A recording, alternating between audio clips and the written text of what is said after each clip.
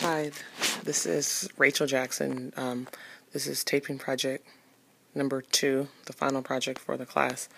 I just wanted to talk a little bit about, I did listen to my video, and after taking this class, my thoughts and opinions and biases have changed.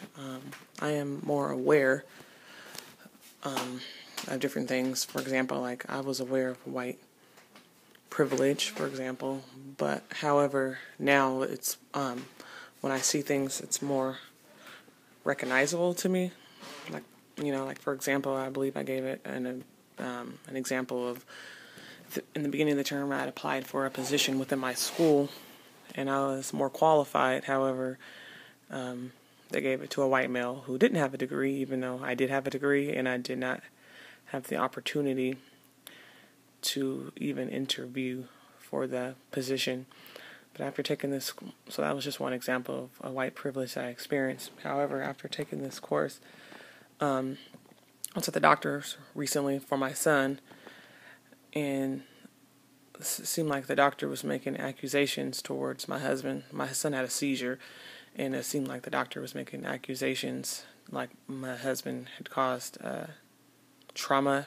The doctor looked at my husband and said, sometimes, the fathers hit their child, and then it causes them to have seizures, hit them in the head or something like that. And from the conversation, I was really aware of where the doctor was going and what he was saying, even though he didn't say it directly.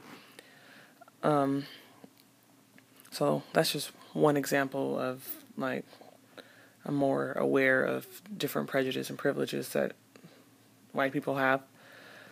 I don't know. I'm just my own values. For example, I am a Christian, and with my beliefs, what I've been taught in the church and reading the Bible, and my values are a lot different than from the clients that I serve. But I learned from the class that I have to be more open and accepting, because everyone does not think the same, and everyone does not believe the same. And as a social worker, I have to serve all the clients equally, just as I would serve a Christian client. I'd have to serve a Muslim client or an atheist client, all the same. Lately on the news, I think his name is Kathleen Jenner now, has been on the news, and that's been a hot topic. And for me personally, I disagree with changing the gender, but at the same time, I have to respect his choice and his feelings and emotions, and that includes everyone that are in the LGBTQ population. I'm not trying to be disrespectful or anything like that, but my opinions of that are different, but it's best for me just to keep my thoughts to myself and be open-minded and accepting of all individuals and treat them how I'd want to be treated, and that's the way I try to practice. But as a Christian, I don't believe in gay lesbian relationships, but as a professional, I have to put my opinions to the side. And this class has really helped, because I don't want to come off as not accepting or even prejudice or discriminating. I would never want my clients to feel uncomfortable around me. So I would never want anyone to feel uncomfortable and not feel comfortable enough to accept the services that I have to offer. And I don't want to come off as, like I said, being prejudiced or discriminating either, because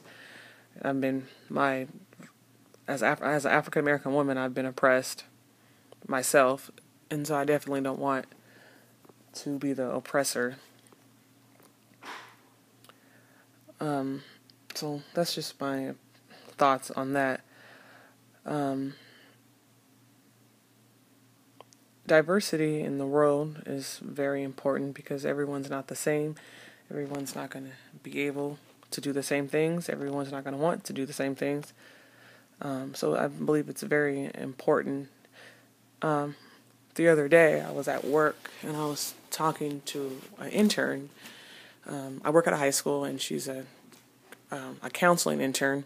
I don't remember her name, but she's from Saudi Arabia, and she wears I'm sorry, I can't remember what it's called, but basically a head covering. And I was asking her, I said, what's your plans after graduation? She said, I'm going to go back home to Saudi Arabia and get a job and work as a school counselor. It was very interesting.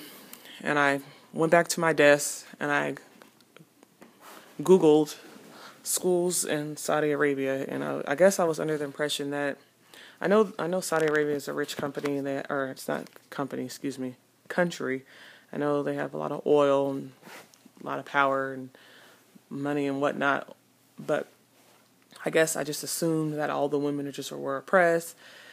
They were, being abused, couldn't work or couldn't do anything, and so I don't know. I just had my own opinions and biases of the country, and so when I was talking to her, when she said she was going back, the first thing I thought to myself was, why would she want to go back to Saudi Arabia? That was just, I felt like, oh, you're here in America.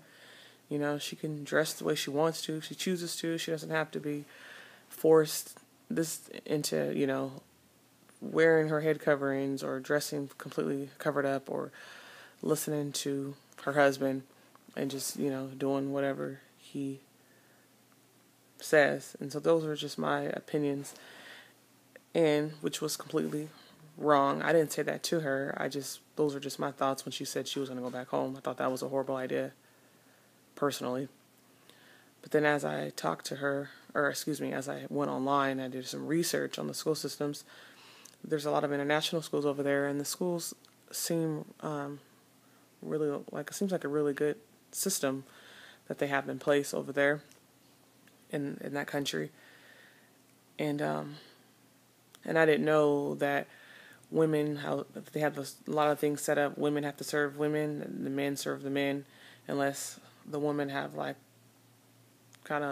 it's not a chaperone, but basically, a woman constantly has to have a man with her wherever she goes, unless she's going to a place where there's just all women. That's what I read.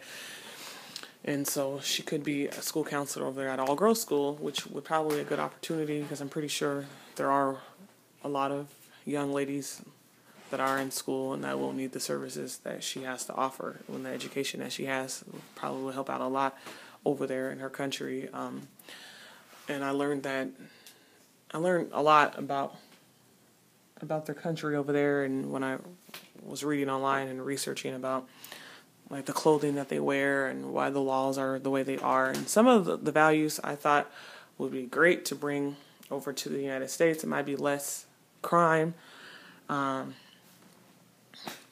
Women. Some of the old traditions might be good, because some of the young ladies here in the United States, they dress really inappropriately. They're showing a lot of skin. So I thought some of the values I thought would be great to have here in the United States, but then at the same time, women would probably feel oppressed if some of those values were brought here, because that would be completely out of our culture norms for what we're used to having as of now. So this class really made me check myself and having my thoughts and opinions on why she would want to go back home. I thought, when she first said it, I thought it was a ridiculous idea. But then as I did research and thought about it, I thought it was great for her to earn her education and then go back home to help her people. So I think that's great. And so this class has really opened up the way I think. I know I still have room for improvement, but I'm opening up the way I think, and out of curiosity, I went online and did research to learn more about the school systems and how the women and the different customs are in Saudi Arabia. So that's just one form of oppression and of the women over in Saudi Arabia versus the women here in the United States that I learned about just over this past week when I was reading. And I do know even here in the United States, there are women that are oppressed as well. It's not just over in Saudi Arabia. We're oppressed by the society. You know, it seems like every time we watch TV, there's an advertisement of a woman. I think she's advertising like Carl's Jr. or something. And she's constantly half dressed. So women are kind of used as, seems like, sex objects to sell items on TV and in magazines. You know, I've been paying attention more to the different commercials on TV. That's just one thing. That's one example of how I'm more aware. After I left the third class, I was kind of bothered by some of the students. I didn't feel comfortable saying anything in the class because I didn't want to offend anyone, and I didn't want to start a big argument back and forth. But when you were showing the different photos of like women breastfeeding or holding their babies, and some women in the class and men felt like those pictures were kind of inappropriate, and I guess my own self, I was thinking, well, what about the people who aren't, you know, LGBTQ? Like, what if we feel that's okay for us? You know, for me, going into a clinic or doctor's office, seeing those pictures on the wall, it wouldn't bother me. However, I know it would bother other people who cannot have children, or who are gay or lesbian or queer or gender neutral. I just wonder how can we all live in a society to where everyone's happy and okay with what they see when they walk into different public spaces. But I guess that's not really possible. No one will probably be 100% comfortable. So that kind of bothered me, because I am straight, and I am okay with seeing different pictures of different, you know, different people.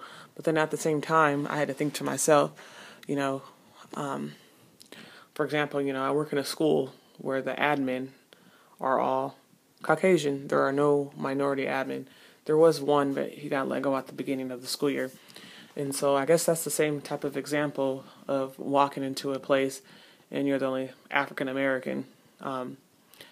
And I feel pretty uncomfortable sometimes, but then at the same time, as African American, I'm used to constantly adjusting. Like when I walked into class the very first day, I realized I was the only person that was African American, and when I looked around, everyone looked Caucasian.